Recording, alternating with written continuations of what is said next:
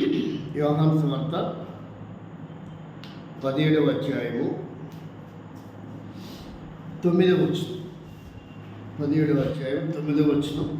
నేను వారి కొరకు ప్రార్థన చేయుచున్నాను. ఇంటి 2 బైబిల్ ఇంట్లో ఉన్నాయా? అదేంటి మరి రెండింటికి వెళ్ళి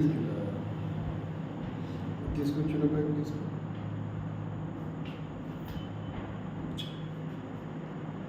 అది చిన్న బైబిల్ తెచ్చు.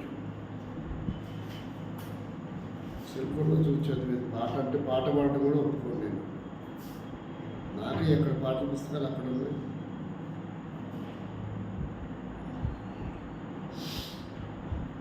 యోహాను సువార్త 17వ అధ్యాయము 9వ వచనం,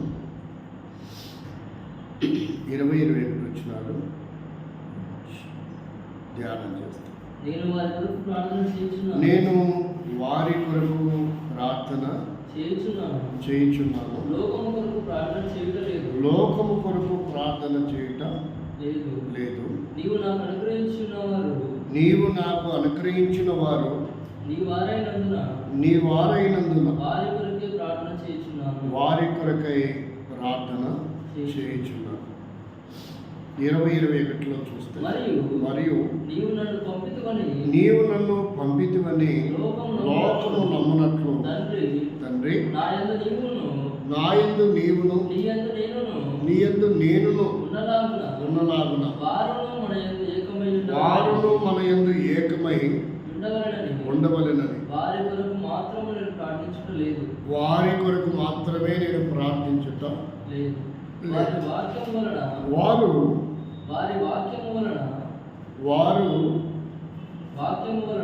వాక్యము వలన నా యందు విశ్వాసముంచు వారందరూ ఏకమై ఉండవలనని వారి కొరకు ప్రార్థించుచున్నాను.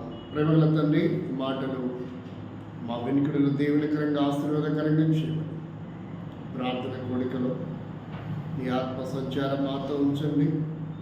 శరీరధారిగా దినములో మీరు ఎట్లు ప్రార్థిస్తూ వచ్చారో మేమిట్లు ప్రార్థించవలసిన అవసరం ఉంది.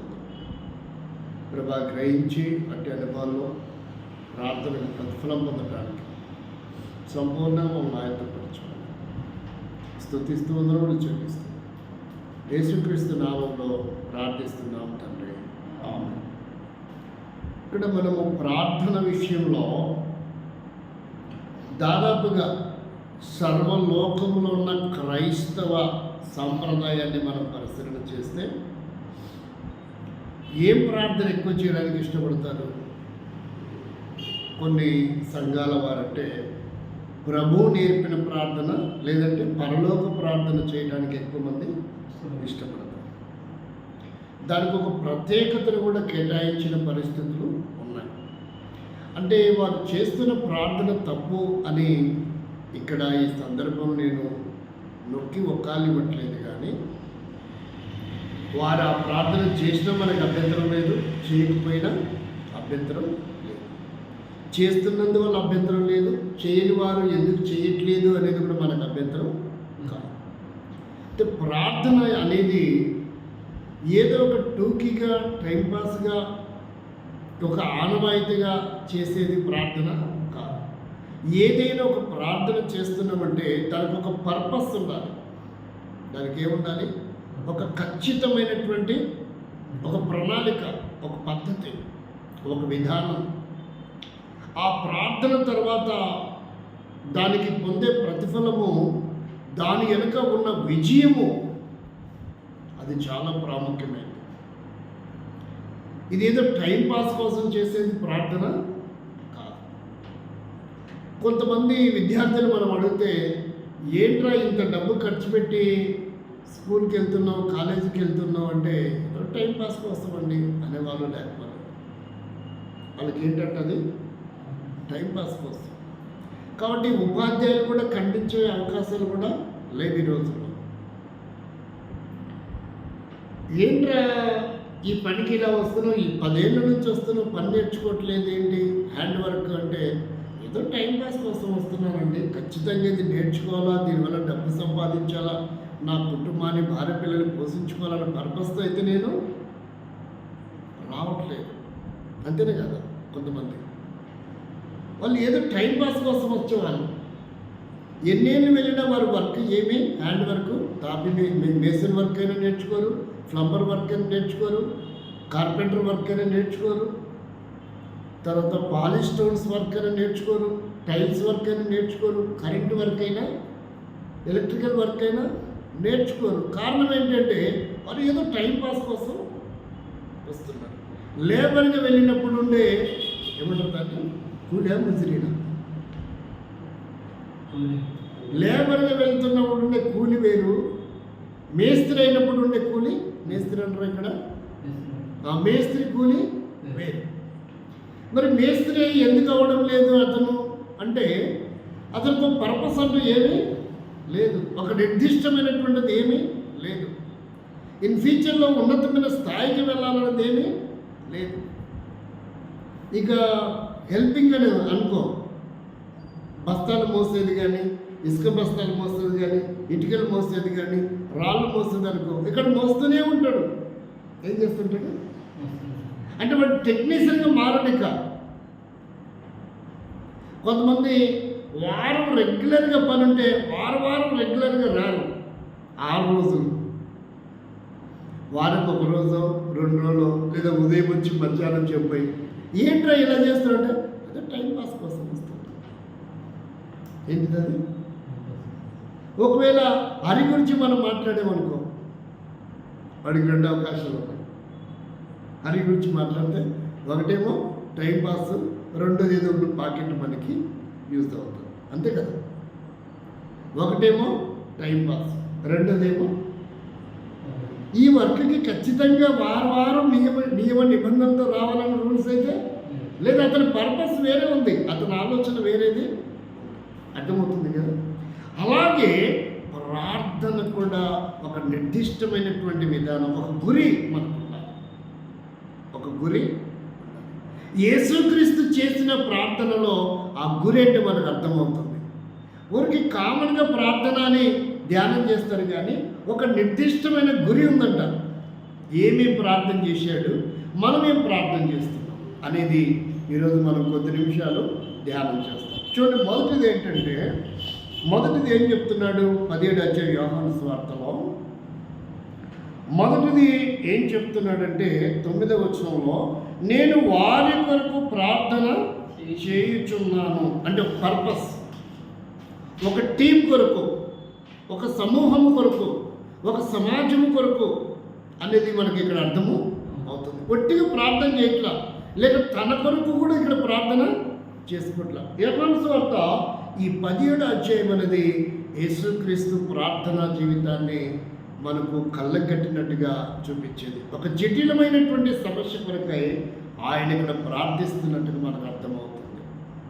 ఇక్కడ అనేకమైన విషయాలు ఈ అధ్యాయంలో 26 వచనాల్లో చాలా విషయాలు రాయబడి ఉన్నాయి. మనం ముందు ఆ విషయాలను ధ్యానం చేస్తాం. మొదటిది ఏంటి అంటే ఒక పర్పస్తో ప్రార్థన చేస్తున్నాడు, ఒక గురి కలిగి ప్రార్థన చేస్తున్నాడు. ఏంటది?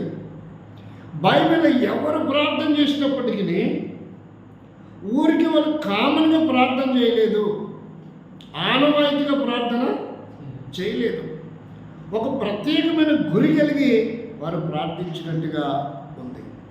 మనం యేసుక్రీస్తు ఏమేమి ప్రార్థన చేశాడో చూసి 1-2 ఉదాహరణలు కూడా మనం పరిశీలన చేద్దాం. రండి, ఇక్కడ ఏమని చెప్తున్నాడు, నేను వారి కొరకు ప్రార్థన చేయుచున్నాను అంటే ఇక్కడ వారి కొరకు అనేది మనకు ఒకటి కనపడుతుంది.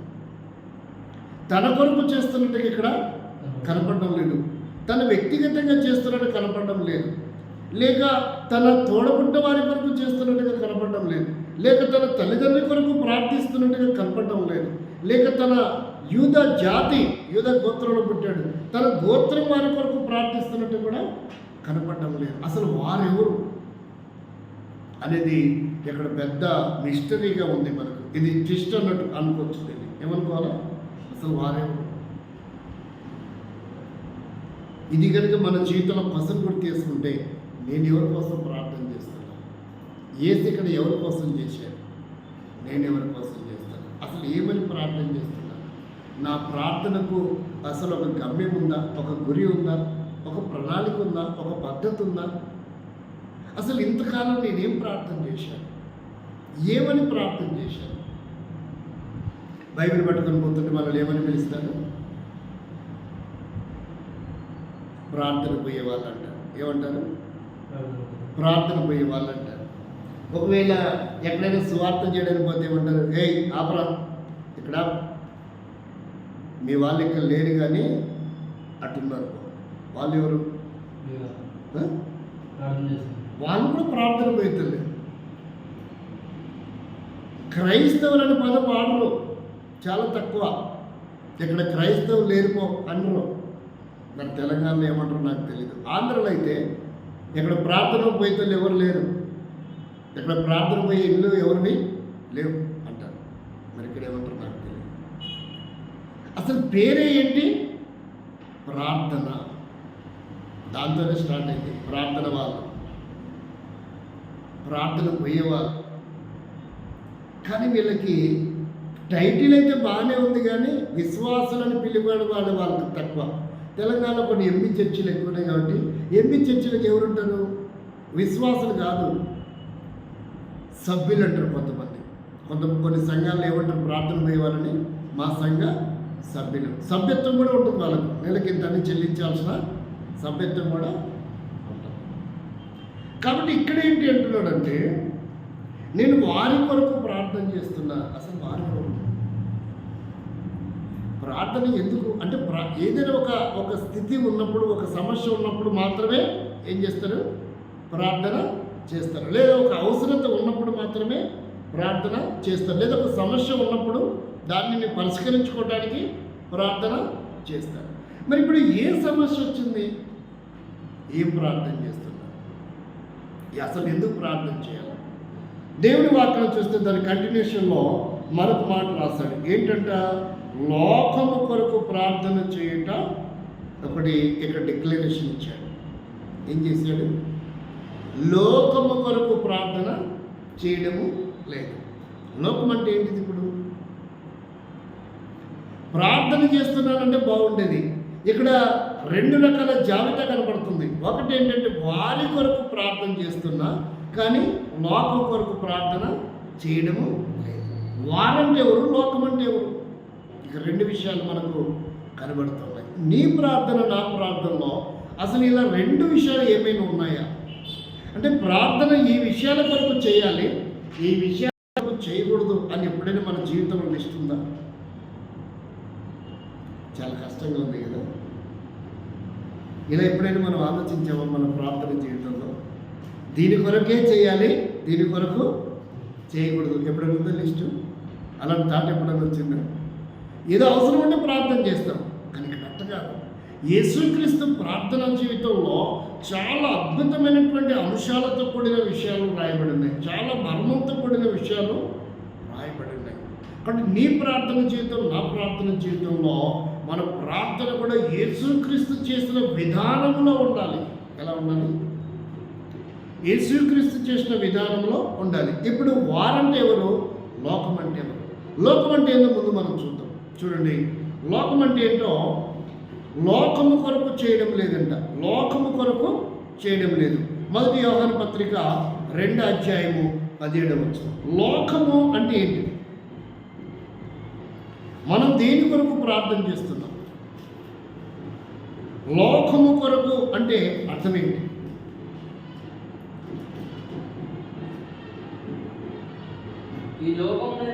ఈ లోకమునైనను లోకములో ఉన్నవాడినైనను ప్రేమింపకుడి.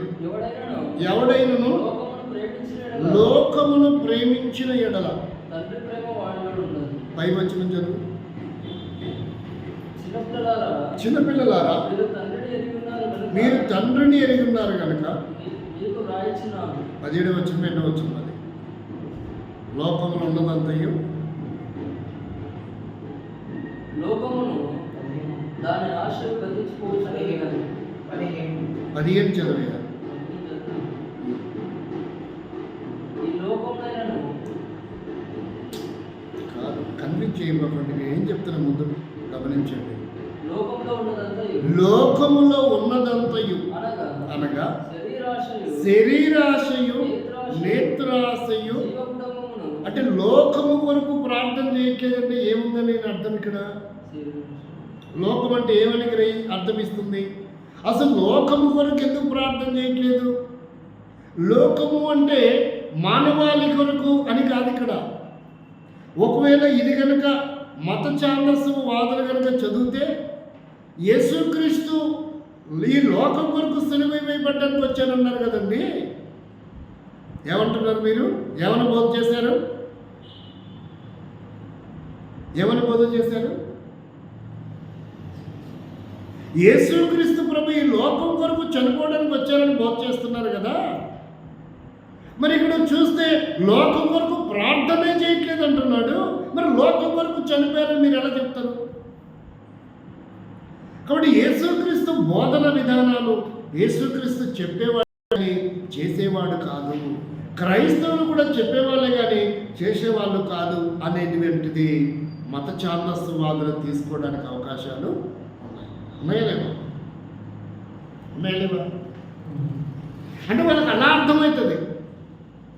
మేము యేసుక్రీస్తు మీరు లోకం కొరకు వచ్చాడంటున్నారు, లోకమును ప్రేమించాడంటున్నారు, లోకం కొరకే ప్రాణం పెట్టడానికి వచ్చాడు అంటున్నారు, ప్రపంచమంతటికి ఈరోజు గుడ్ ఫ్రైడే అంటున్నారు. మరి ఇలాంటప్పుడు ఆయన లోకం కొరకే ప్రార్థన చేయలేదంటే ఇక లోకం కొరకు ప్రాణం ఏం పెడతాడండి? ఏమంటారు? లోకం కొరకు ప్రార్థనే చేయలేదంటుంటే ఇక లోకం కొరకు ప్రాణం ఏం పెడతాడు అని క్వశ్చన్ చేసే రైట్స్ ఇక్కడ ఉన్నాయి లేదా? అంటే ఇక్కడ లోకం అంటే బైబిల్ పరిభాషలో ఉన్న పరమార్థం వేరు. లోకం అంటే ఏంటని చెప్తున్నాడు నిర్వచనం. లోకం అంటే నేత్రాశయు శరీరాశయు జీవపు డమ్మం, వాటి కొరకు నేను ప్రార్థన చేయట్లేదు. ఇలా అర్థం చేసుకోవాలి. లోకం కొరకు అంటే నిజమంటుంది దేవుడు లోకం ఎంతో ప్రేమించను. మరి ఇప్పుడు లోకం కొరకే కదా గుడ్ ఫ్రైడే ప్రాణం పెట్టింది. మరి ఇక్కడ లోకం కొరకు ప్రార్థన చేయట్లేదు అన్నాడు ఏంటి? అక్కడ లోకం అంటే సమాజం అని, జన సమూహం అని, యావత్ మానవాళి అని. ఇక్కడ లోకం కొరకు ప్రార్థన చేయట్లేదంటే లోకం అనేది ఇక్కడ నిర్వచనాలు ఏంటి? నేత్రాశ, శరీరాశ, అంటే హ్యూమన్కి సంబంధించిన హ్యూమన్ బ్రింగ్కి సంబంధించిన విషయాలు, ఒక వ్యక్తికి వ్యక్తిగతమైన విషయాలు. లోకములో ఏముందంట? లోకములో ఉన్నటివి ఇవే. ఇవి మనిషిని ఏం చేస్తున్నాయంటే పాడు చేసి, పతనం చేసి, భ్రష్టు పట్టిస్తున్నాయి. ఏం చేస్తున్నాయి? ఒక ఆయనకు నేత్రాశ. నేత్రాశ అంటే ఏంటిది? నేత్రాశ అంటే ఎక్కడ స్టార్ట్ అయింది అసలు నేత్రాశ? నేత్రాశ అంటే ఎందుకో మనం ఒక ఉదాహరణ అలా వెళ్ళి ఇలా అవుతాం. చాలా పెద్ద సబ్జెక్టు, కానీ ఎంత టైం పడుతుందో తెలియదు. నేత్రాశ అంటే ఏంటిది? అసలు ఎక్కడ స్టార్ట్ అయింది ముందు చూద్దాం. నేత్రాశ అంటే ఏంటిదో ముందు చూద్దాం. న్యాయాధిపతుల గ్రంథం 14వ అధ్యాయము 2వ వచనం 3వ వచనం. నేత్రాశ అంటే ఏంటిది? ఇది మనం ఇప్పుడు వివరించేంత సబ్జెక్ట్ లేదు, చాలా కష్టంతో కూడింది. అయినా మనం ప్రయత్నం చేస్తాం త్వరగా ముగించుకోవడానికి. మరలా కొంత సమయం ప్రార్థనలు గడపాలి.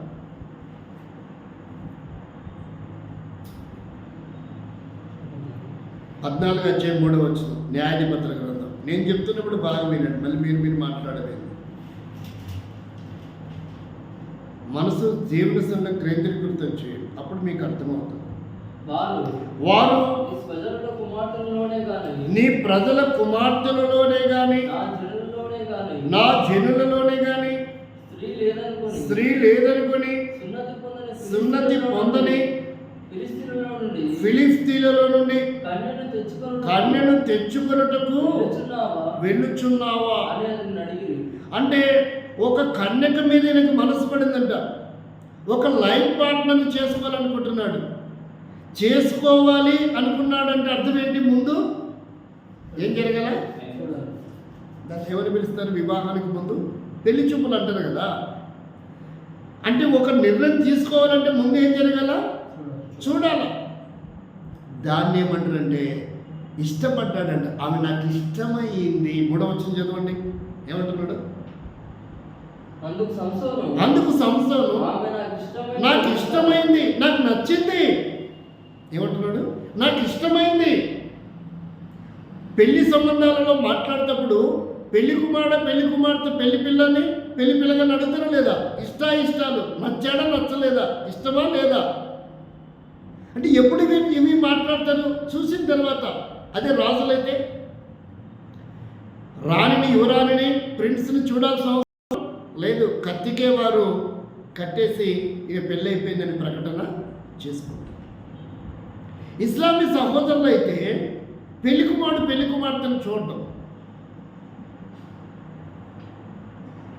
మేనమామ ఎత్తుకొని వస్తాడు ఆ పిల్లని. ఆ తర్వాత వాళ్ళకి పెళ్ళి అవుతుంది, నిక్కా చేస్తారు. నిక్క పక్కా చేస్తారు. నిక్క ఏం చేస్తారు? పక్కగా చేస్తారు. అంటే ఒక్కొక్క సాంప్రదాయంలో ఒక్కొక్క విధానం పెళ్లి పద్ధతులు ఉన్నాయి.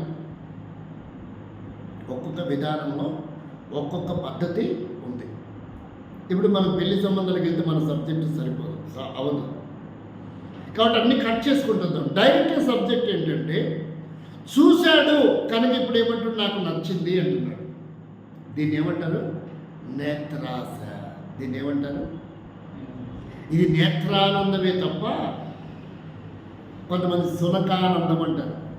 దాన్ని ఏమంటారు? సునకానికి సింహాసనం మీద ఎక్కి ఏమైనా ఉంటుందా? పాలన చేస్తుందా? అది జస్ట్ అది నేను కూడా సింహాసనం మీద కూర్చున్నానంటే సునకానందము, నేత్రానందం. నేత్రానందం అనేది అసలు మొట్టమొదటి ఎక్కడ ప్రారంభమైంది? ఆదికాండం 2వ అధ్యాయం. అసలు ఎక్కడ ప్రారంభమైంది ఈ నేత్రానందం అనేది మనం పరిశీలన చేస్తే ఆదికాండం 2వ అధ్యాయంలో మనం పరిశీలన చేస్తాం. ఏం చేసిందంట?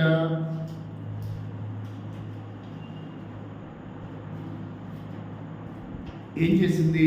3వ అధ్యాయం మన్నించండి. ఆదికాండం 3వ అధ్యాయంలో ఏం చేసిందంటే స్త్రీ ఆ వృక్షము ఆహారములకు మంచిదియు కనులకు అందమైనది వివేకమిచ్చు రమ్యమైనది చూసినప్పుడు కనులకు ఎలా ఉందంట? అందమైనది. కనులకు అందమైనది. ఇప్పుడు చూడండి, అంటే చూసింది ఏం చేసింది? ఇదే దీన్ని ఏమంటారు? నేత్రానందం. ఎక్కడ స్టార్ట్ అయింది ఇది? ఎక్కడ స్టార్ట్ అయింది? అసలు మొట్టమొదటి కుటుంబంతోనే స్టార్ట్ అయింది. నేత్రానందమే మొత్తము సర్వ ప్రపంచ మానవ కోటిని దేవునికి అయిష్టమైనటువంటి వ్యక్తులుగా తీసుకొని వెళ్ళింది. దేవునికి దూరస్తులు చేసింది. దేవుని ప్రణాళిక నుండి తప్పించింది. దేవుని సంకల్పం నుంచి తప్పించింది. దేవుని యొక్క ఉన్నతమైనటువంటి విధానముల వారిని బిల్డప్ చేయాలనుకున్నాడు. దేవుడు కట్టాలనుకున్నాడు ఆ కుటుంబాన్ని, ఈ సృష్టిని. ఒకవేళ ఆ రమ్యమునకు చూపు రమ్యమైన పండు తినకపోయింటే ఈ సర్వ సృష్టి మరోలాగా ఉండేది. అసలు యేసుక్రీస్తు రానవసరం లేదు. ఈ గుడ్ ఫ్రైడే రోజు మరణించాల్సిన అవసరం ఉండేది కాదు. అసలు ఇక్కడ మనం మర్మాన్ని మనం ఆలోచన చేయాలి. నేత్రానందం అనేది ఎక్కడ ప్రారంభమైంది? లోకంలో ఏముందంట? నేత్రాశ, శరీరాశ. శరీరాశ అంటే అర్థం ఏంటి? ఏమి తిందమా, ఏమి త్రాగుదమా. ఇది ఏమాశ? శరీరానికే. ధరించేది, భుజించేది. ధరించేది, భుజించేది. మూడవది ఏంటి? డంబం. నేనే గొప్ప, నేను ఇలాగుంటా, నేను అలాగుంటా, నేనంటే ఏమనుకున్నా, నేను తలుచుకుంటే ఏమైనా చేస్తాను. దాన్ని అంటారు కొంతమంది, అరే నువ్వెంత, నీ మాట ఏంట్రా? అసలు నీ హైట్కి నీ మాటకి ఎవరికి సంబంధం ఉందా? నీ స్థాయికి దగ్గర మాట్లాడరా కదా, అంటారా లేదా?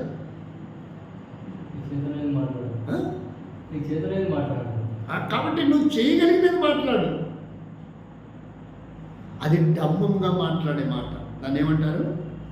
నేను తలుచుకుంటే ఏమైనా చేస్తాను. అదే జీవపు డమ్మము. అర్థమైందా? అంటే నేను వీటి కొరకు ప్రార్థన చేయట్లేదు. ఏంటంట?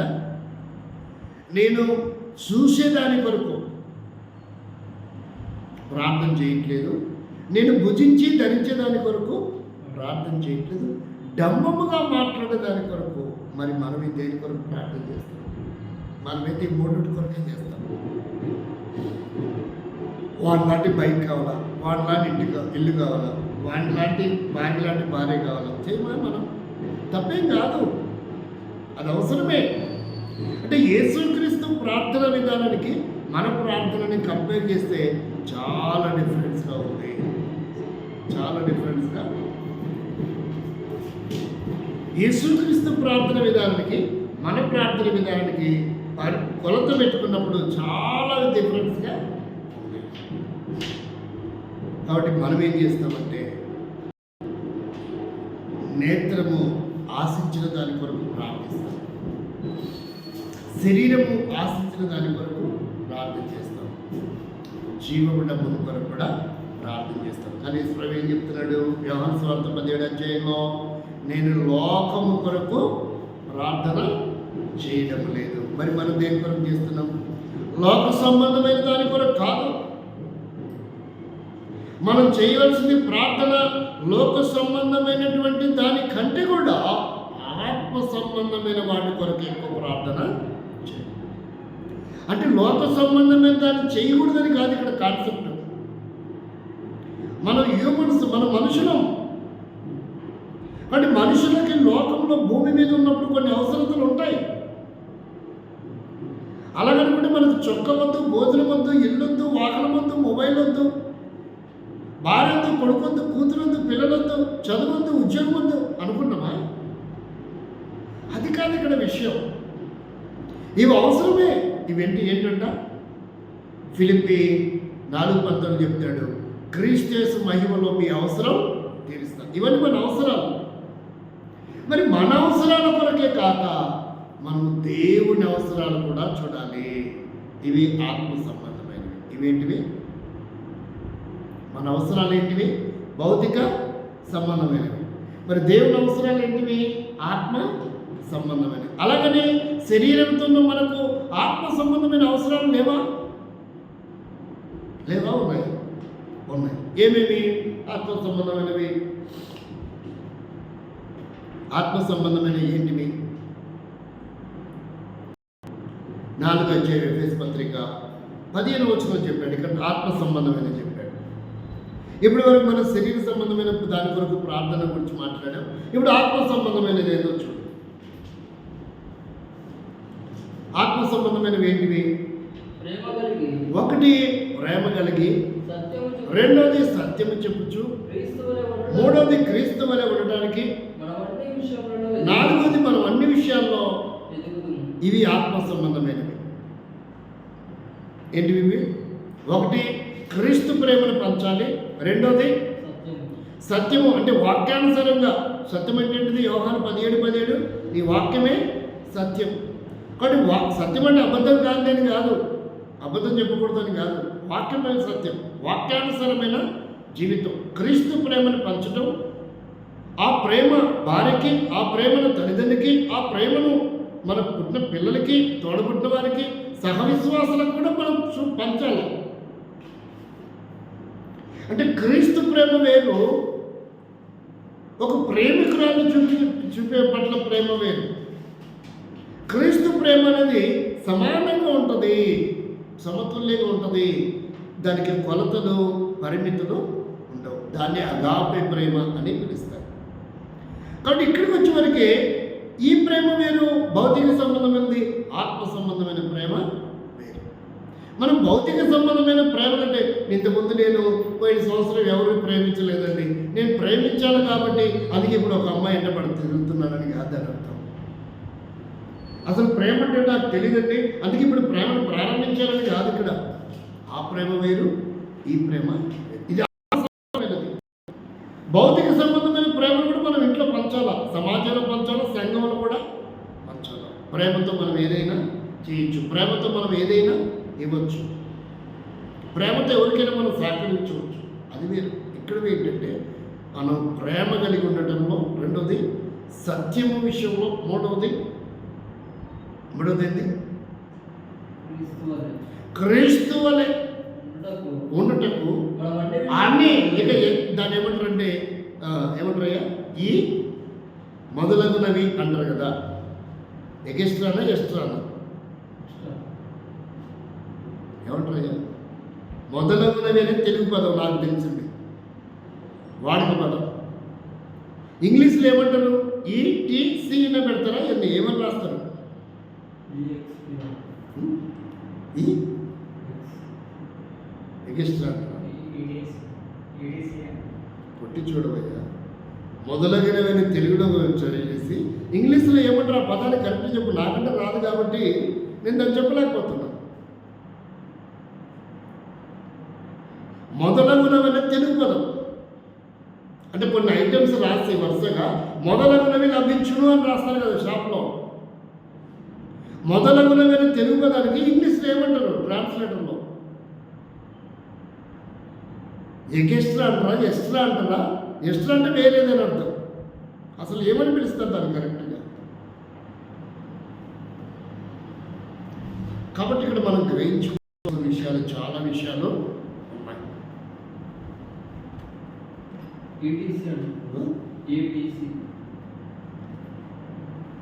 ఆ పదాన్ని ఎవరు పిలుస్తారు?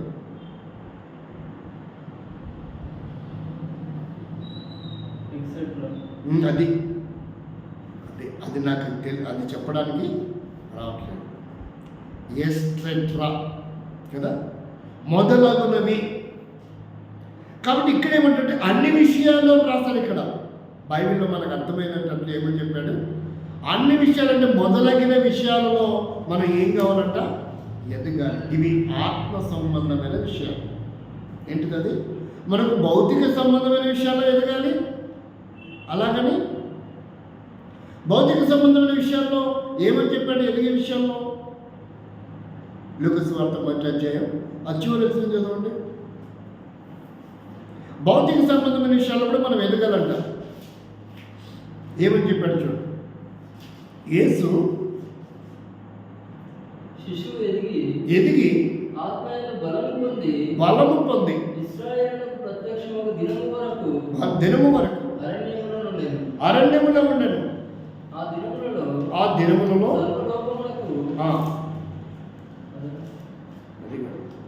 వెళ్ళిపోయాడు.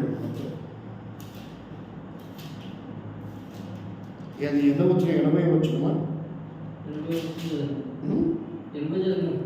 80 చదివినావా?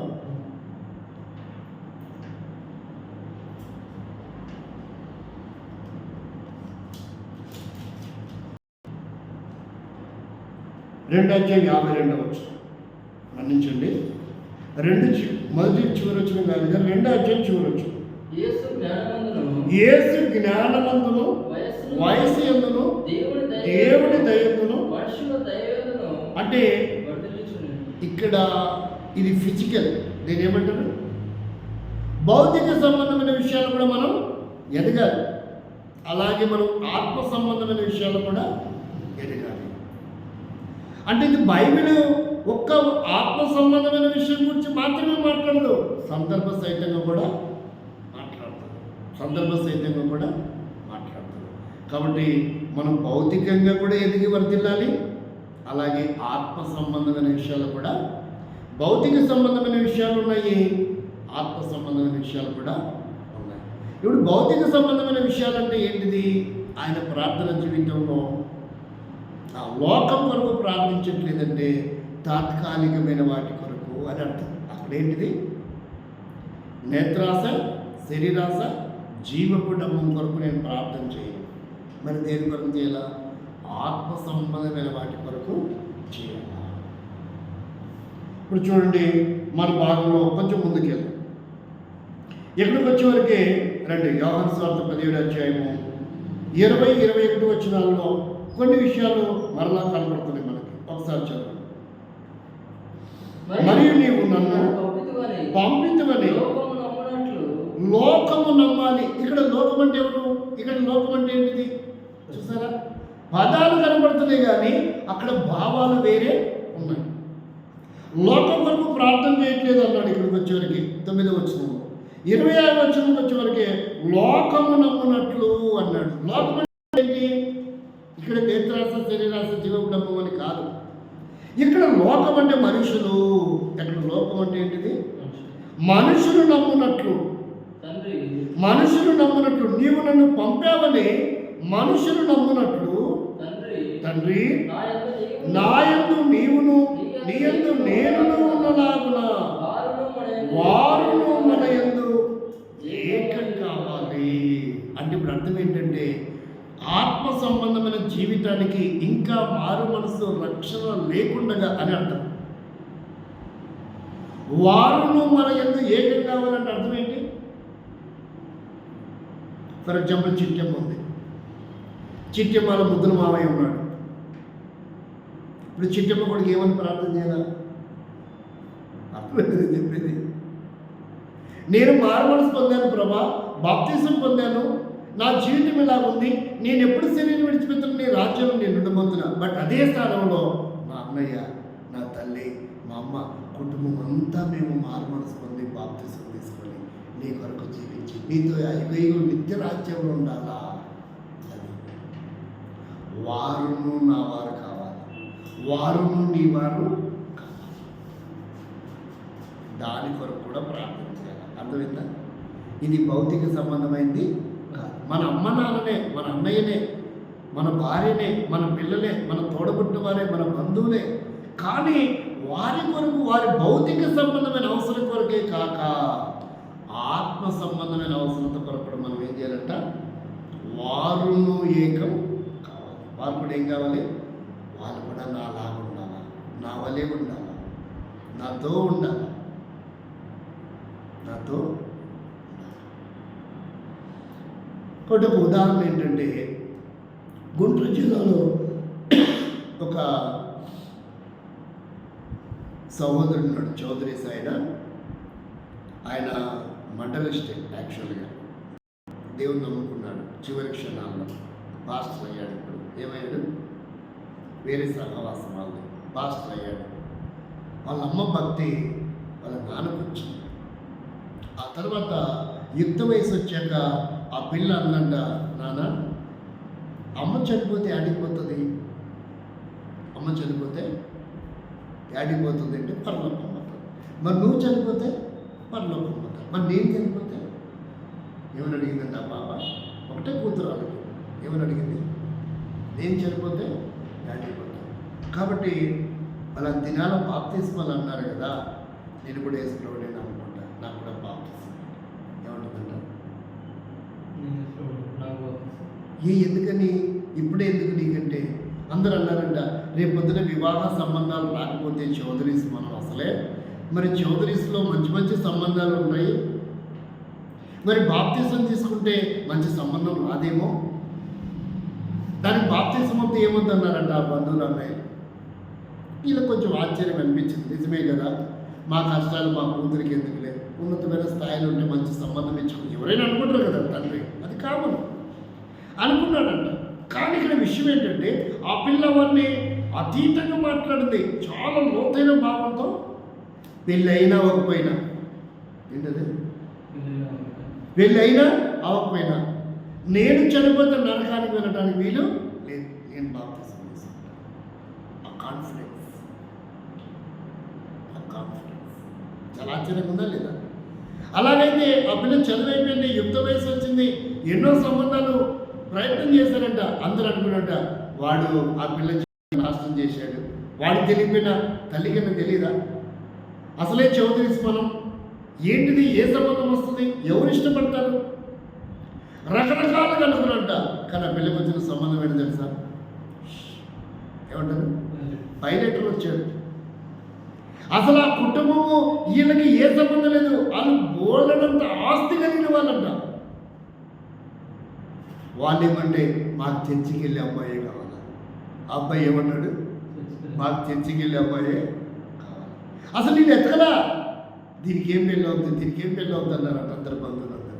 ఇప్పుడు అంటున్నారంట, అయ్యా మీ దేవుడే ఈ పిల్లకి మంచి సంబంధం ఇచ్చి తెలియజేశాడు. అది దేవుడిలో ఉన్న గొప్పతనం. చాలామంది ఇష్టపడరు. ఆ సత్యం అర్థమైతే ఆ పిల్ల ఏ కాన్సెప్ట్ ఉంది? నేను చనిపోయిన నా తల్లిదండ్రులతో పాటు పరలోకం. ఎంత అద్భుతమైనటువంటి సందర్భం. అందుకే ఇక్కడేమంటున్నారంటే, ఏమని ప్రార్థన చేస్తున్నారంట? నీవు నేను ఏకమై ఉన్నలాగున వారు కూడా ఏకం కావాలి. ఎవరు నశించడం నాకు ఇష్టము లేదు. ఒకసారి చదవండి.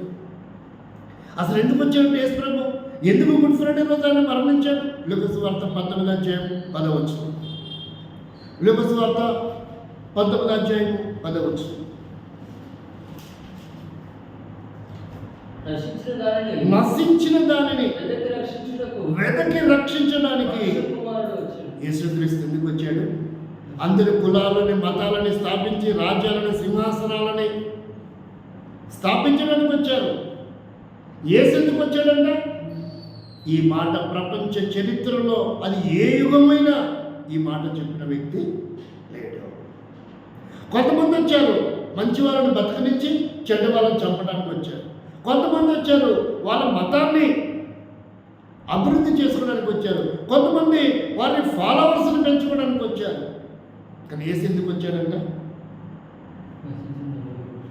ఎవరైతే నరకానికి పాత్రులై ఉన్నారో, కర్మఫలాన్ని అనుభవించబోతున్నారో, వాడి కర్మ వాడు అనుభవించక తప్పదంటారు కదా, ఆ కర్మఫలం నుంచి విముక్తిని చేయడానికి, విడిపించడానికి, రక్షించడానికి, కాపాడడానికి యేసుక్రీస్తు శిలువ మరణం చెందాడు. Good Friday. అది గుడ్ ఫ్రైడేలో ఉన్న మర్మం. యేసు ఎందుకు వచ్చాడంటే, ఒక్కరు కూడా నరకానికి పోవడం ఇష్టం లేదు. వారును మనతో ఏకం కావాలి. మనం ఎలాగ ఈ నిత్యరాజ్యంలో ఉన్నామో వారు కూడా అలాగే ఈ నిత్యరాజ్యంలో ఉండాలి.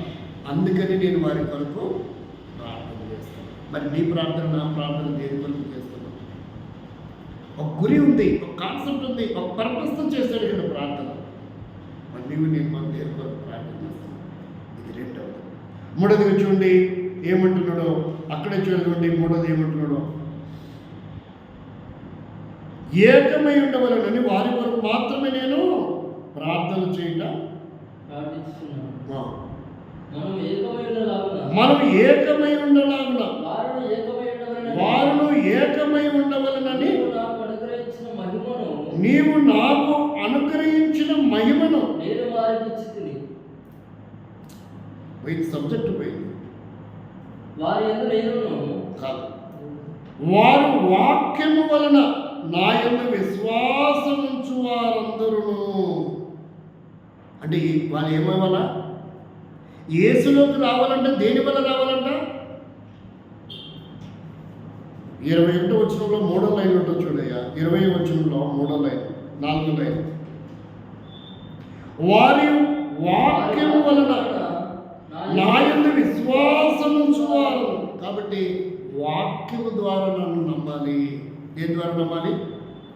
రోగం ద్వారానో, స్వస్థత ద్వారానో, సమస్యల ద్వారానో, ఇబ్బందుల ద్వారానో, అవసరాల ద్వారానో, అప్పుల ద్వారానో, కొడుకు పుట్టాడనో, కూతురు పుట్టిందనో, పెళ్ళయిందనో, కోర్టు కేసు పోయిందనో, కలిసి వచ్చిందనో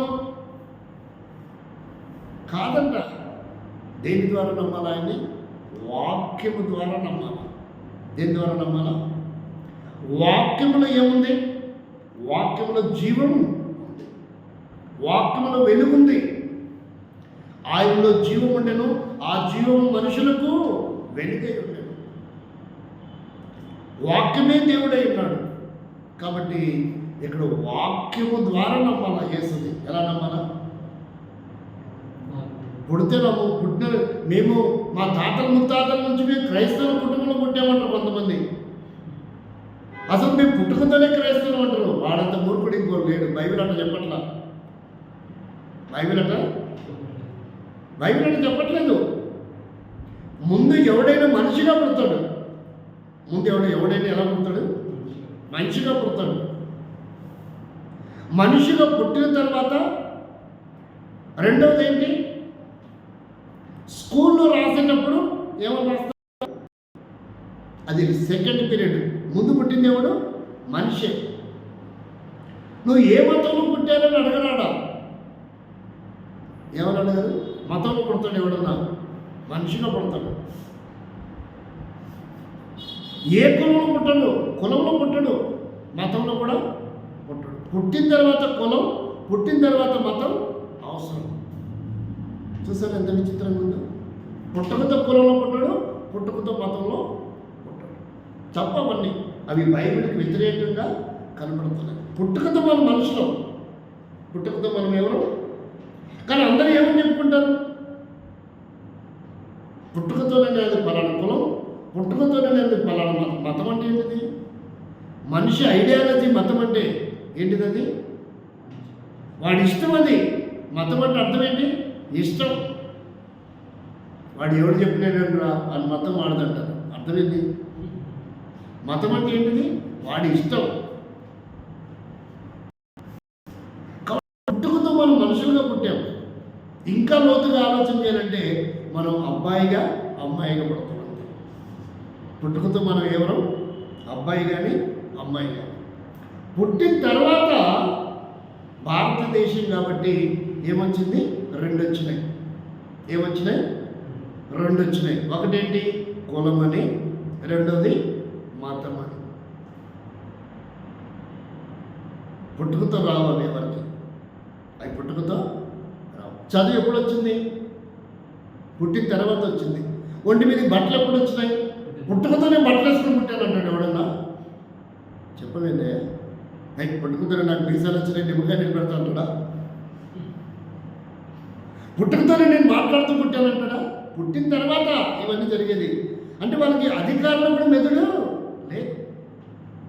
పుట్టుకతో మనం మాట్లాడలేదు, పుట్టుకతో మనం బట్టలు వేసుకోలేదు, పుట్టుకతో మనకు మీసాలు రాలేదు. పుట్టిన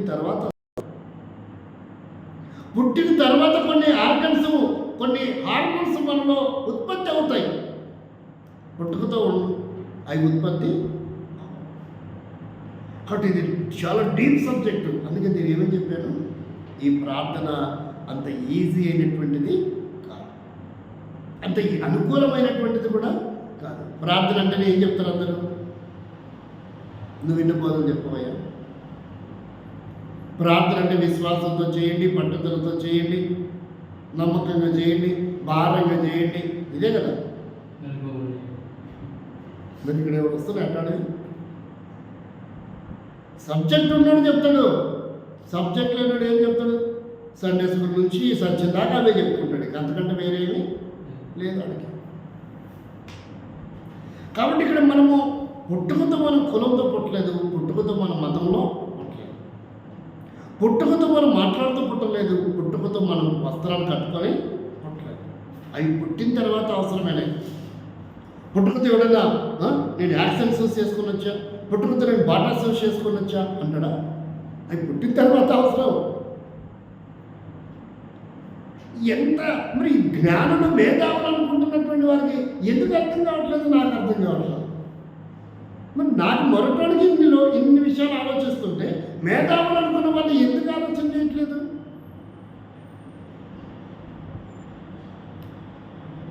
పుట్టుకతో నేను క్రైస్తవత్వంలో పుట్టానంటాడు ఒకడు, సాక్ష్యం చెప్తాడు. పుట్టుకతో నేను హిందువుని అంటాడు ఒకడు. మరి అదేదో నాకు అర్థం కాదు. క్రైస్తవము పుట్టుకతో రాదు, మిగతా వస్తాయేమో నాకు తెలియదు. అంటే నాకు ఈ పరిమాణంలో నేను అధ్యయనం చేసినప్పుడు పుట్టుకతో రావని నాకు అర్థమైంది. జైనులు ఉన్నారు, పుట్టుకతో వస్తుందని చెప్పుకొని వాళ్ళ ఇష్టం, మనం వాళ్ళు ఏమో తప్పు పట్టట్లేదు.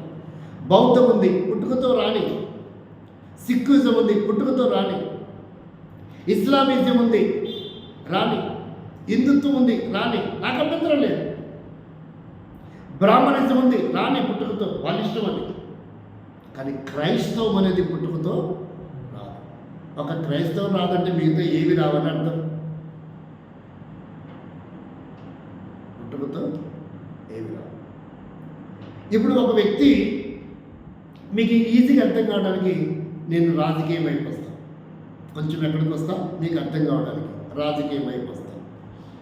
ఇప్పుడు నేను పుట్టుకతో నాది కాంగ్రెస్ కాదు, పుట్టుకతో నాది బీఆర్ఎస్ కాదు, పుట్టుకతో నాది టీడీపీ కాదు, పుట్టుకతో నాది వైసీపీ కాదు, పుట్టుకతో నాది ప్రజారాజ్య పార్టీ కాదు, పుట్టుకతో నాది బీజేపీ పార్టీ కూడా కాదు. అవును కదా?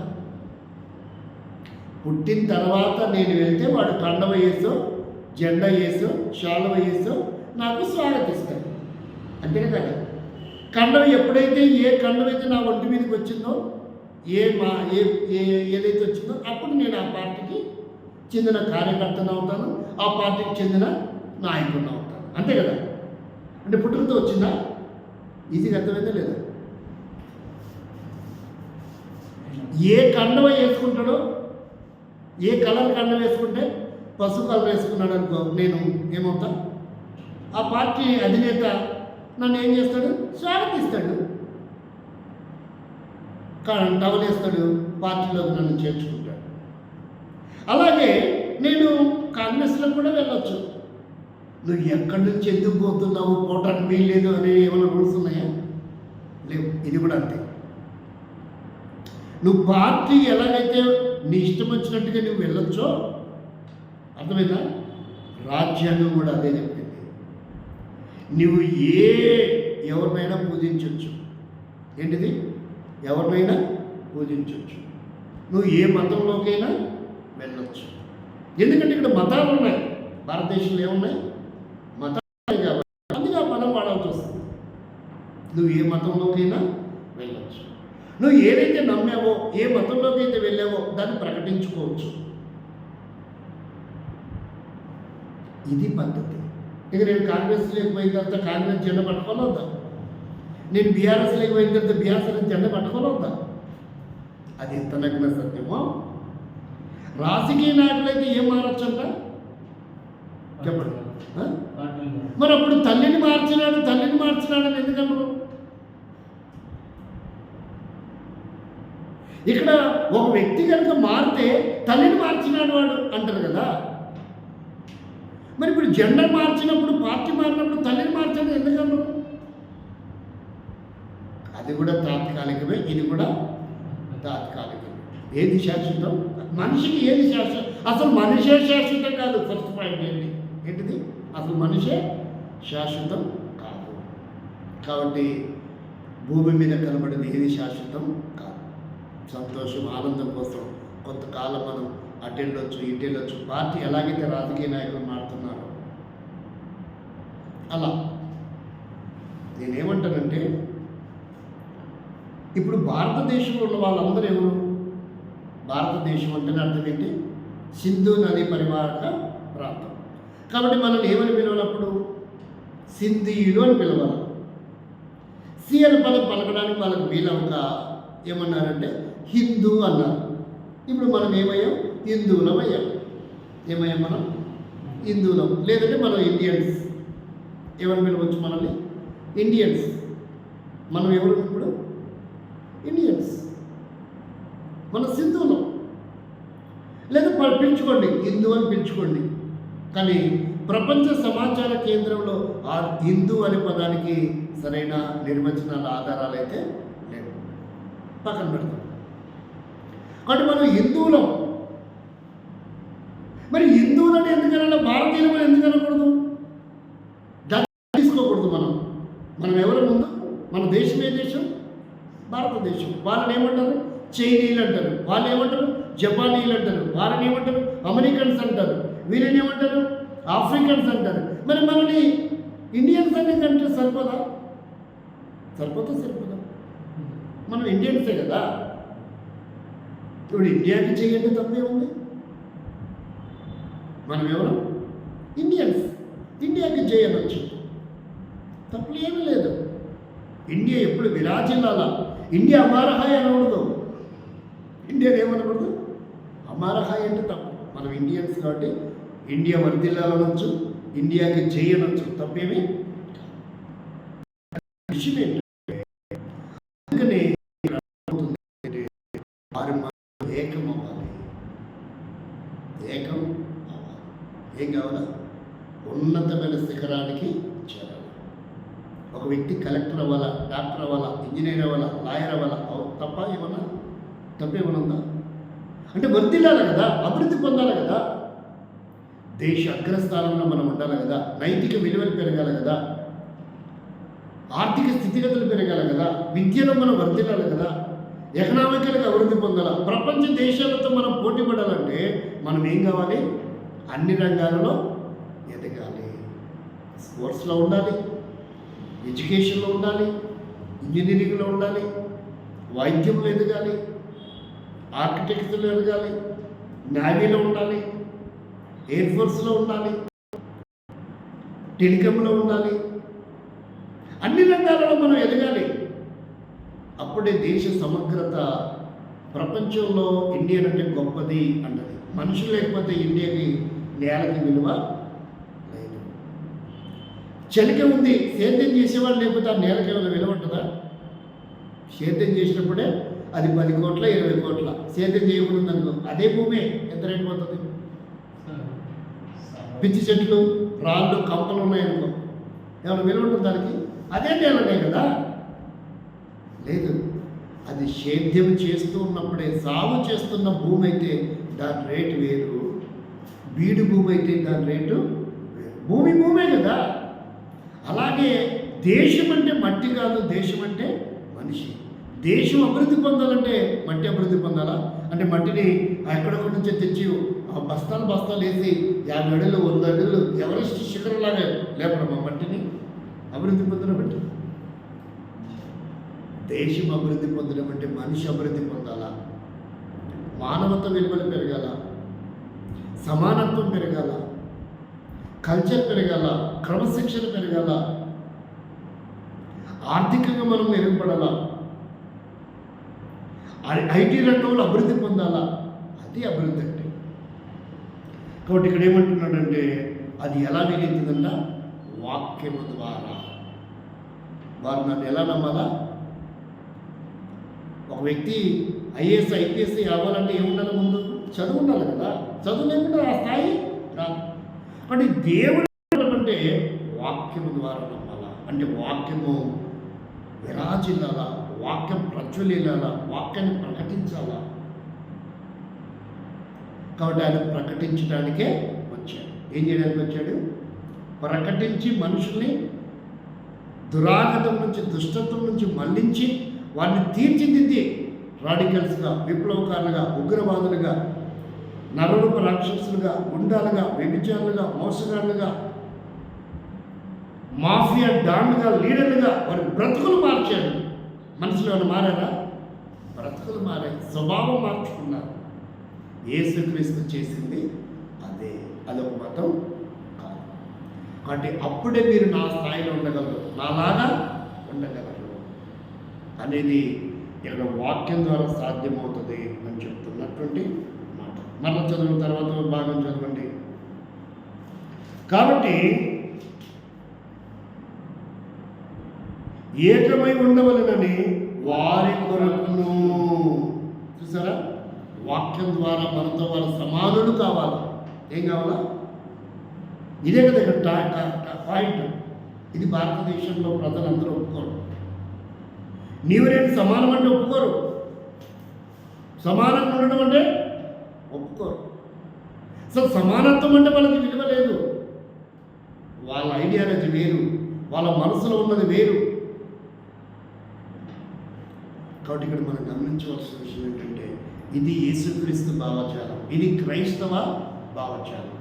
ఒక వ్యక్తి క్రైస్తవుడైతే వాడు అడుక్కున్నోడైనా, కాయకున్నోడైనా, నిమ్న జాతి వాడైనా, అంటరాని వాడైనా, ఎరకలోడైనా, డక్కలోడైనా, బుడబుక్కలోడైనా, ఎవరైనా ఏమవచ్చు? పాస్టరు అవ్వచ్చు. అర్థమైందా లేదా? ఎవరైనా పాస్టరు అవ్వచ్చు. ఇక్కడ కులముతో బలాని కులమోడే పాస్టర్ కావాలి అని మాత్రం అదే సమానత్వం అంటే. ఇక్కడ ఏంటి సమానత్వం అంటే? ఏంటిది? వారు ఏకమై ఉండాలి మనతో. ఏమై ఉండాలి? సమానత్వం. ఇది ఏకమై కావాలి. ఏకం కావాలంటే అర్థమైంది. వారు ప్రార్థించే స్థాయికి ఎదగాల, ప్రకటించే స్థాయికి ఎదగాల, బోధించే స్థాయికి ఎదగాల. వాళ్ళు ప్రీచర్స్ కూడా కావాలి. వాళ్ళు ఏం కావాలి? ప్రీచర్స్ కూడా కావాలి, నాయకులు కావాలి. అధికారులు కావాలి, అడ్మినిస్ట్రేటివ్ వాళ్ళు కూర్చోవాలి.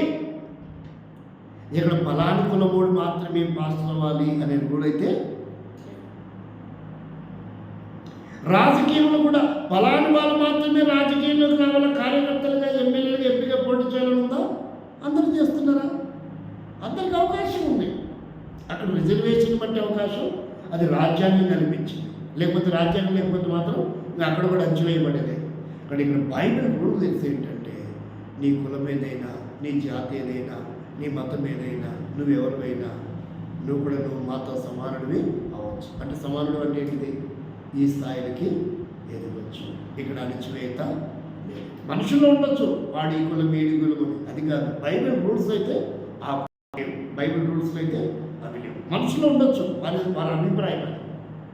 కాబట్టి ఇక్కడ చూస్తున్నాం. అయితే దీనిపైన చివరిది మనం చూద్దాం. చివరిది ఏంటిదంటే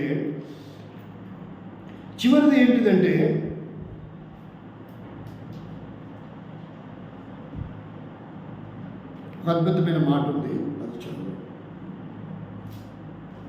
చివరికి ఇదే అధ్యాయంలో, యోహాను సువార్త 17వ అధ్యాయంలోనే ఒక అద్భుతమైన మాట 15వ వచనం. దేని కొరకు ప్రార్థన చేయాలనేది చూస్తాం. నీవు లోకములో నుండి వారిని తీసుకొని పొమ్మని నేను ప్రార్థించటం లేదు కానీ దుష్టుని నుండి వారిని కాపాడమని ప్రార్థిస్తున్నాను. దుష్టుని నుండి పుట్టినట్లు నంబర్ చూడండి, అది. ఈరోజు మనం దేని కొరకు ప్రార్థన చేయాలి? ఎన్నో రకాల కీడు చేసే వాళ్ళు ఉన్నారు, నష్టపరిచే వాళ్ళు ఉన్నారు. కుటుంబాలు విచ్ఛిన్నమైపోతున్నాయి, మానవత్వము మంట కలిసిపోతుంది, ప్రేమను రాగాలు దూరం అవుతున్నాయి. భార్యని చంపే భర్తలు, భర్తని చంపే భార్యలు, పిల్లల్ని చంపే తల్లి కసాయితన, ఇవి కనపడతలేవా? ఎంత దుర్మార్గం! ఒకడైతే వాడు ముక్కలుగా చేసి కూర వండాడంట, ఉడకబెట్టాడంట. ఒకడైతే సంచుల మూట కట్టాడంట. ఒక తల్లి ఎంత కసాయితనం అంటే, ఆమె పిల్లలకి శ్వాస సంబంధమైన రోగం ఉందని ఇద్దరు పడుచు పిల్లల్ని భర్త పట్టించుకోవట్లేదు, కోపపడుతున్నాడని, వాళ్ళని చాకరీ చేయలేకపోతున్నానని, నన్ను అర్థం చేసుకోవట్లేదని పిల్లల్ని వేట కొడవలతో తల నరికి ఒకడైతే చచ్చిపోయాడు. ఒకడు హాస్పిటల్ కేకలేస్తూ ఉంటే వేరే వాళ్ళు వచ్చి చూశారు. హాస్పిటల్ తీసుకెళ్తే చచ్చిపోయాడు. ఈవెనేమో పైన 6 అంతస్తుల బిల్డింగ్ ఎక్కి దూకి చనిపోయాడు. ఇటీవల జరిగిన విషయాలు ఇవి కీడు కలిగించడం కాదా? ఈమె చావాలనుకుంటే ఈమెకి భర్తకున్న సంబంధాన్ని బట్టి ఈమె చచ్చుకోని, అది ఆ పర్సనల్ విషయం. కానీ ఈ పెళ్లి చంపి అక్కే ఓడించాడు. ఆమెకి పడుచు పిల్లల మీద రేప్ చేసి అక్కే ఓడించాడు. కులమతం పేరుతో హింసించి అక్కే ఓడించాడు. సాటి మనిషి కాదా? ఎందుకు ఇలాంటి దురాగత? అందుకని కీడు నుంచి వారిని తప్పించాలా. అందుకే మనం ఏం చేయాలా? యేసుక్రీస్తు ఏం చేశాడు? కీడు నుంచి కూడా, దుష్టు నుండి కూడా, సాతాను నుండి కూడా, సాతాను యొక్క తంత్రాల నుండి, సాతాను యొక్క దురాగతాల నుంచి, బంధకాల నుంచి విడిపించు ప్రభా. చాలా మంచి ఉన్నాయి, కొన్ని అలవాట్లు ఉన్నాయి, పొరపాట్లు ఉన్నాయి. త్రాగుడుకు, తర్వాత జూదానికి, మట్టకాలకి, గుట్టకాలకి, ఇంకా చూస్తే దాన్ని ఏమంటారు, డ్రగ్స్కి, మారక ద్రవ్యాలకి, గంజాయికి అలవాటు పడి ఇలా కుటుంబాలు నాశనం అయిపోతుంటాయి. వారి నుంచి, వారి దుష్టత్వం నుంచి కాపాడు ప్రభు అని ప్రార్థన చేయవలసిన బాధ్యత యేసుక్రీస్తుదే కాదు, ఈనాడు ఆయన శరీరం అనబడే సంఘానికి కూడా బాధ్యతను ఇచ్చాడు. నూతన సీయోను కూడా అదే పని మీద ఉండాలి. దుష్టుల నుండి వారిని కాపాడు ప్రభు. ఇలాంటి అద్భుతమైన ప్రణాళిక కలిగి యేసుక్రీస్తు ప్రభు ఈ యోహాను సువార్త 17వ అధ్యాయంలో ప్రార్థన చేసుకోవచ్చు. బట్ ఈనాడు నీవు నేను మనం చేసే ప్రార్థన ఈ 4 అంతుల ప్రార్థనతో సమానంగా ఉందా, లేదా మన ప్రార్థన వేరేలాగా? దేని కొరకు మనం ప్రార్థన చేస్తున్నాం? దేవుడి ప్రార్థన ప్రతిఫలం ఇచ్చాడు, ఆయన సాధించుకోగలిగాడు. కాబట్టి మన ప్రార్థన కూడా సఫలం అవ్వాలా, సాధించుకోవాలా. మన ప్రార్థన కూడా దేవుడు వినాలా, నెరవేరాలా. అంటే ఆ ప్రార్థన నెరవేరినప్పుడు మనం ఎంత సంతోషపడతాం. కాబట్టి ఖచ్చితంగా మన ప్రార్థనకు ఒక గోల్ ఉండాలి, ఒక ప్రణాళిక ఉండాలి, ఒక పద్ధతి ఉండాలి. ఈనాడు భారతదేశంలో ఎన్నో రకాల సమస్యలు వచ్చాయి. ఒకరోజు సుశాంత్ కోటలో యూదులందరినీ ఏం చేయాలనుకున్నారంటే, చదవండి, చివరి వచ్చింది చదవండి. ఎస్తేరు గ్రంథం 7వ అధ్యాయము 4వ అధ్యాయము 17వ వచనం. ఎస్తేరు గ్రంథం ఒక ఉదాహరణ ఇది మనం చూస్తున్నాం. ఒక ఉదాహరణ చూద్దాం.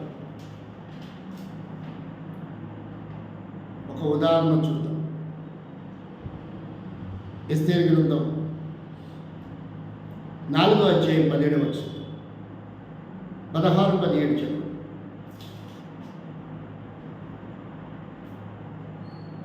మీరు వెళ్ళి నీవు పోయి సూషానునందు కనబడిన యూదులనందరినీ సమాజ మందిరమునకు సమకూర్చి నా నిమిత్తం ఉపవాసం ఉండి 3 దినములు అన్నపానములు చేయకుండుడి.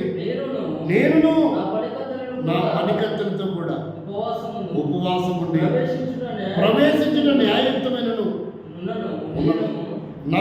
నశిస్తాడని. కానీ ఇక్కడ ఈ ప్రార్థన ఏంటంటే, వాళ్ళు ఒక వ్రతం పెట్టుకున్నారు, వాళ్ళు ఒక కంకణం కట్టుకున్నారు, ఒక నిర్ణయం తీసుకున్నారు. ఎందుకు ఎస్తేరు ఇలా ప్రార్థన చేసిందంటే, యూద సమాజం అందరి క్షేమం కొరకు. ఏం కొరకంట?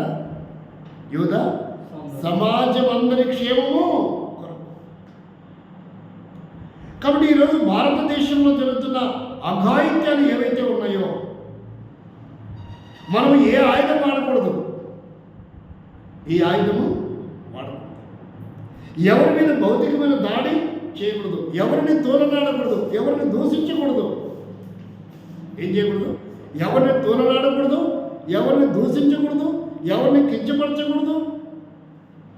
ఏ పుస్తకాన్నైనా, ఏ గ్రంథాన్నైనా, ఏ నాయకుడినైనా, ఏ నామాన్నైనా.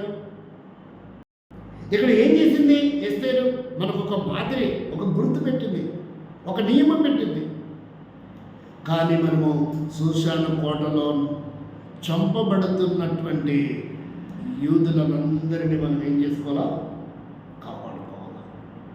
ఈరోజు క్రైస్తవు భారతదేశంలో ఏమైపోతుంది?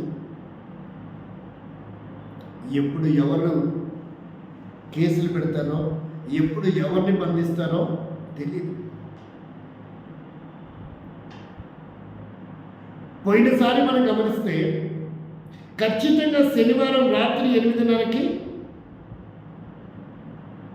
అజయ్ బాబును తీసుకెళ్ళారు. ఎందుకంటే బెయిల్ రాకుండా ఉంటే తెల్లారి ఏమొచ్చింది? ఆదివారం వచ్చింది. ఇప్పుడు కూడా, ఈరోజు కూడా ప్రవీణ్ పగడాల గారికి ఆత్మశాంతి కలిగించాలి, ఆ కుటుంబానికి మద్దతు ఇవ్వాలని చెప్పి క్యాండిల్స్ను కొన్ని వేల మంది ఒక బృందంగా వెళ్ళి శాంతియుత ర్యాలీ చేసి, ఎక్కడైతే ప్రవీణ్ పగడాల గారి శవాన్ని చూడగలిగారో ఆ స్థలంలో శాంతియుత ర్యాలీ చేస్తూ ఉంటే మాజీ ఎంపీ హర్షకుమార్ గారిని, హర్షకుమార్ గారిని అరెస్ట్ చేశారంటే అర్థం ఏంటి? నిన్నెందుకు చేయలేదు, మొన్నెందుకు చేయలేదు, ఈరోజు ఎందుకు చేశారు? రేపు ఏముంది? ఆదివారం ఉంది. అంటే ఏ బెయిల్కి అవకాశం? ఇలాగా ఏం జరుగుతుందో చూడండి. అంటే మనం వాళ్ళ తైపున వస్తాదప్పు తీసుకోలేదు, వాళ్ళ తైపున మనం మాట్లాడట్లేదు. అది మన కాన్సెప్ట్ కానే కాదు. మన కాన్సెప్ట్ ఏంటి? దుష్టుల నుండి ప్రజలు ఏం చేయబడాలా? కాపాడబడాలి. ఎవరు వాళ్ళు? ఒక్క క్రైస్తవులే కాదు, భారతదేశంలో ఉన్న అన్ని రకాల వర్గాల ప్రజలు, వాళ్ళు సిక్కులైనా, బౌద్ధులైనా, జైనులైనా, హిందువులైనా, ముస్లిమ్స్ అయినా, జొరాస్ట్రియన్స్ అయినా, ఇంకెవరు వాళ్ళని ఏమనిపిస్తారు? నాస్తికులైనా, హేతువాదులైనా, తర్వాత ఇంకేమంటారు వాళ్ళని? కమ్యూనిస్టులైనా. వారు ఎవరైనప్పటికీ భారతదేశంలో ఉన్న ప్రతి హ్యూమన్కి, ప్రతి పురుషుడు, ప్రతి స్త్రీ, ప్రతి వ్యక్తికి క్షేమం, భద్రత ఉండాలా? అంటే లా అండ్ ఆర్డర్ సమగ్రవంతంగా న్యాయబద్ధంగా అందరికీ ఒకే సమానమైనటువంటి వివక్ష లేకుండా ఉండాలి. ప్రభుత్వాలు కూడా ప్రజలందరికీ సరైన పథకాలు వివక్ష లేకుండా లబ్ధిదారికి పథకాలు అందించాలి. వారు మనిషి అయితే చాలు. పార్టీలకు అతీతంగా, కులాలకు అతీతంగా, మతాలకు అతీతంగా మానవత దృక్పథంతో అందరికీ క్షేమాన్ని కలిగించాలి. అదే పాలన. ఎవరికి ఎటువంటి కీడు జరగకూడదు. అది మసీదులకైనా, అది హిందూ దేవాలయాలకైనా, క్రైస్తవ మందిరాలకైనా, ఎవరికైనా నష్టము కీడు జరగకూడదు. దేశ సమగ్రత ఉన్నత శిఖరానికి చేరాలంటే సమన్వయంతో సమసమాజం స్థాపన కొరకై మనం ఏం చేయాలంట? ప్రార్థన చేయాలి. మనం ఏం చేయాలి? ప్రార్థన చేయాలి.